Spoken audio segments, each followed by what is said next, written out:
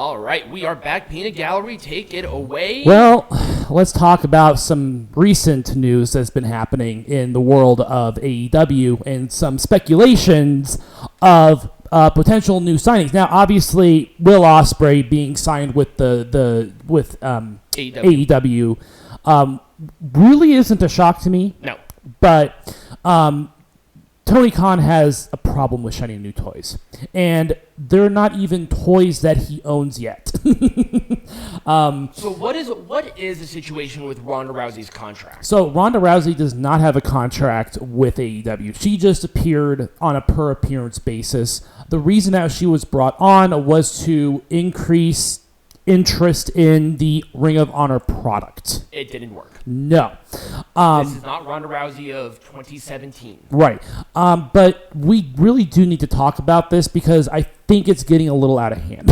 A little out of hand? I mean, it's been out of hand since time immemorial. But, there's a lot of speculation going around that Ronda Rousey, Goldberg are signing with the company. There's even rumors that CM Punk is coming back to the company. But we really have to talk about this obsession with signing people. I mean, it's become almost a cliche at this point. It's been a cliche for a while, but this is getting, when you said it's getting a little out of hand, it is getting a little out of hand. This roster is so bloated. Yeah. Where everybody can show up on every single show. Yep. It doesn't matter. And here's the problem that we run into with having too many people on the roster is that it creates a situation where storylines might get too overblown. They don't make sense. They don't matter.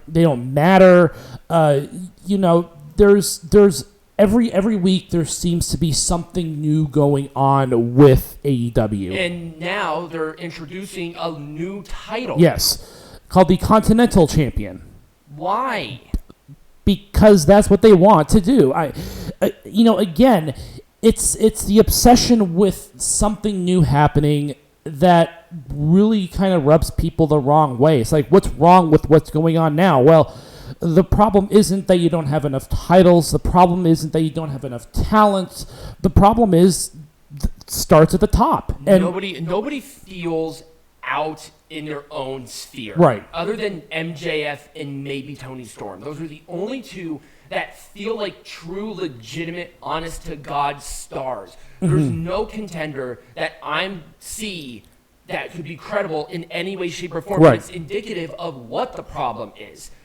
It's a lack of truly good leadership. And I hate having to bring it up all the time, but, with potential Goldberg signings, I mean, you have to be almost desperate at this point. They are desperate. That's the problem. This is desperation. They're trying to sign people so WWE can't get them because anybody that showed showed interest. Right. And hey, WWE was guilty of that a number of years ago when they tried to sign everybody and anybody that they could. But there's such a thing as right sizing. A professional wrestling roster needs to feel the right size, essentially. If they were wanting to have everybody involved and feel and have exclusivity, split the rosters into their places. There are people who show up almost exclusively on these shows, but they... Oh, like Dynamite versus Collision versus Rampage. Right. The Hardys really only wrestle on Rampage.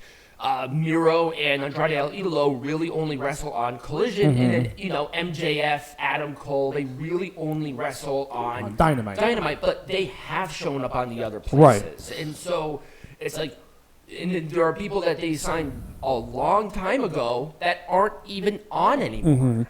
And I saw an interesting article last week about All Elite Wrestling not really being about the elite anymore. They're kind of on the way. They're kind of on the sidelines, they're not the ones who are featured on the show every week. They're not, like it was back in the day. Like, they are not the main attraction anymore, and that's really what the entire promotion was predicated upon, was the elite having their own wrestling promotion. But at the same time, that was the elite in 2016. Right. Or whatever. Yeah, 2017, 2018, 2019.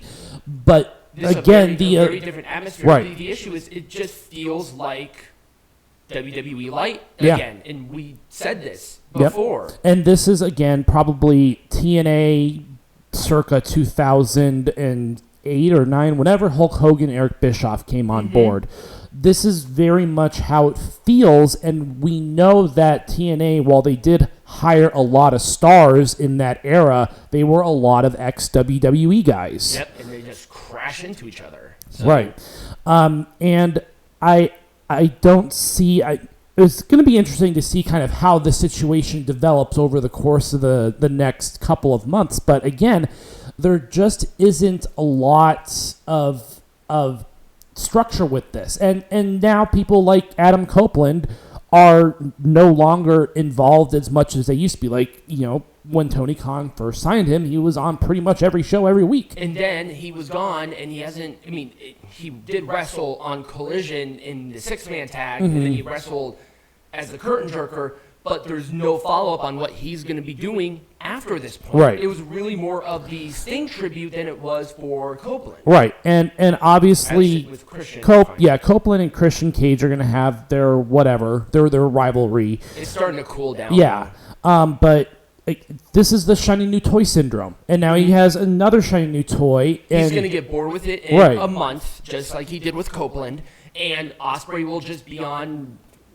He'll be on every He'll be on every show, and then he'll get bored, and then he'll want to sign someone new. But it's like, at what point do you realize that signing more people is not going to improve your situation at all? Yeah, it's just simply not going to happen. Right. And really, was signing Will Ospreay this big deal? He was already showing up on the show. Yeah, he was. He was already pretty much a part of the roster, Yeah. I mean, it would be shocking if he did end up joining the WWE, but at this point, it's like, okay, cool, and what are you going to do with him? Yeah. And, Ospreay, his contract is done in February, I believe. So there's already 2-3 months of essentially him going to do nothing. Right. Other than the United States champion situation. Right. But who cares already? Right. This whole thing is... Well, now you're guaranteed that David Finlay is going to win either the United Kingdom champion or this champion because Jon Moxley is the other person. Yeah. But then he'll show up on New Japan. What's the difference? This was not a big signing. No. It just simply... It wasn't as big of a deal as it... Jade Cargill felt like a bigger deal going to WWE, and they're like, oh, well, where is she now? She's training. She's been showing up at the Performance Center unlearning. She has to unlearn a lot of dumb shit. She does. So you don't throw her into the ring because WWE knows what they're fucking doing. Right. Hell, you think Impact Wrestling would throw, if they had Jade Cargill, you don't think they would have her do something a little bit different just to train a little bit? I mean, I don't know. Maybe not. We just don't know because that's obviously not the situation that we're in. But the point I'm trying to make is that there's a lot of rumors going around about a lot of potential signings, and you're not getting to the root of the problem. You're ignoring the clear and obvious problem where half of your arena is empty. People aren't showing up. And people are not showing up to your product. And again, it's not because of the lack of talent.